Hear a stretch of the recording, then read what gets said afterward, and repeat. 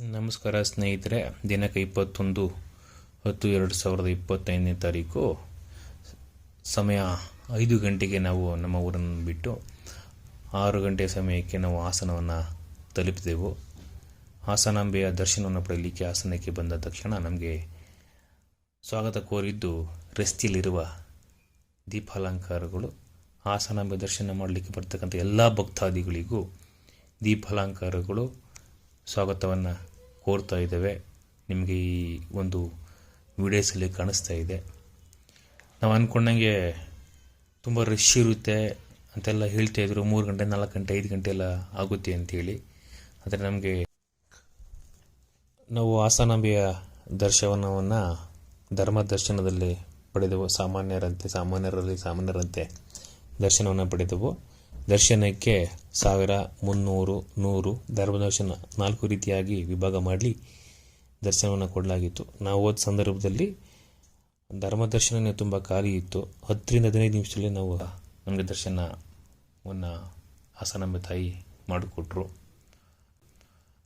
ಹಾಸನಾಂಬೆಯ ಒಂದು ಸ್ವಲ್ಪ ಇತಿಹಾಸವನ್ನು ನಿಮಗೆ ತಿಳಿಸಲಿಕ್ಕೆ ಇಚ್ಛೆ ಪಡ್ತೇನೆ. ಕರ್ನಾಟಕದ ಹಾಸನ ಜಿಲ್ಲೆಯಲ್ಲಿರುವ ಹಾಸನಾಂಬ ದೇವಸ್ಥಾನವು ಸಾಮಾನ್ಯವಾಗಿ 12ನೇ ಶತಮಾನದಲ್ಲಿ ನಿರ್ಮಿಸಲಾಗಿದೆ ಎಂದು ಪ್ರತೀತಿ ಮತ್ತು ಈ ತಾಯಿಯ ದರ್ಶನಕ್ಕೆ ಆಶ್ವಯುಜ ಮಾಸ ಬರುವ ತನಕ ಕಾಯಬೇಕಾಗುತ್ತದೆ.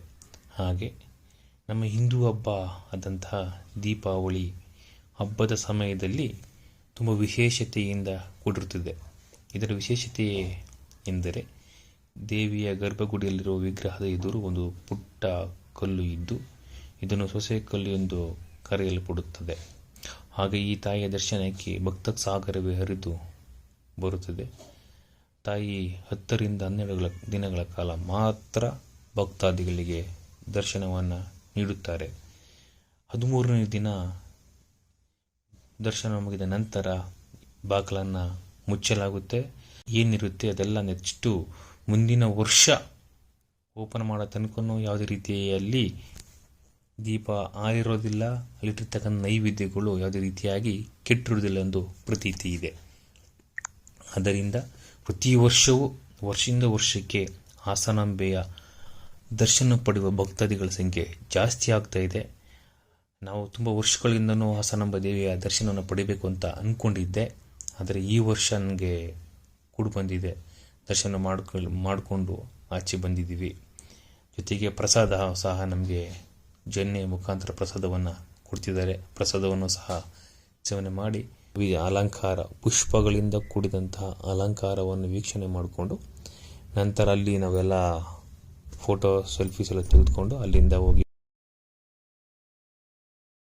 ಅಲ್ಲಿ ಪಕ್ಕದಲ್ಲಿದ್ದಂತಹ ವಿಘ್ನ ವಿನಾಶಕನ ಗಣೇಶ ದೇವಸ್ಥಾನಕ್ಕೆ ಹೋಗಿ ಅಲ್ಲೂ ಸಹ ವಿಘ್ನ ವಿನಾಶಕನ ದರ್ಶನವನ್ನು ಪಡ್ಕೊಂಡು ಅಲ್ಲಿಂದ ಹೊರಟು ನಮ್ಮ ಮಕ್ಕಳಿಗೆ ಆಟದ ವಸ್ತುಗಳನ್ನು ಖರೀದಿ ಮಾಡಿಕೊಂಡು ಜಾತ್ರೆಯಲ್ಲಿ ನಮ್ಮ ಊರಿಗೆ ನಾವು ತೆರಳಿದೆವು. ಸ್ನೇಹಿತರೆ, ನೀವು ಸಹ ಬನ್ನಿ. ಪ್ರತಿ ವರ್ಷ ಹಾಸನಾಂಬೆಯ ದರ್ಶನವನ್ನು ಪಡೀರಿ. ಎಲ್ರಿಗೂ ಒಳ್ಳೆಯದಾಗಲಿ. ಹಾಸನಾಂಬೆ ತಾಯಿ ಎಲ್ಲ ಹಾಸನಾಂಬೆಯ ಭಕ್ತಾದಿಗಳಿಗೆ ಒಳ್ಳೇದು ಮಾಡಲಿ ಅಂತ ಹೇಳ್ತಾ ನಾನು ಹರಿಸ್ತಾ ಈ ಒಂದು ವಿಡಿಯೋನ ಮುಗಿಸ್ತಾ ಇದ್ದೀನಿ. ಧನ್ಯವಾದಗಳು. ಜೈ ಹಾಸನಾಂಬೆ.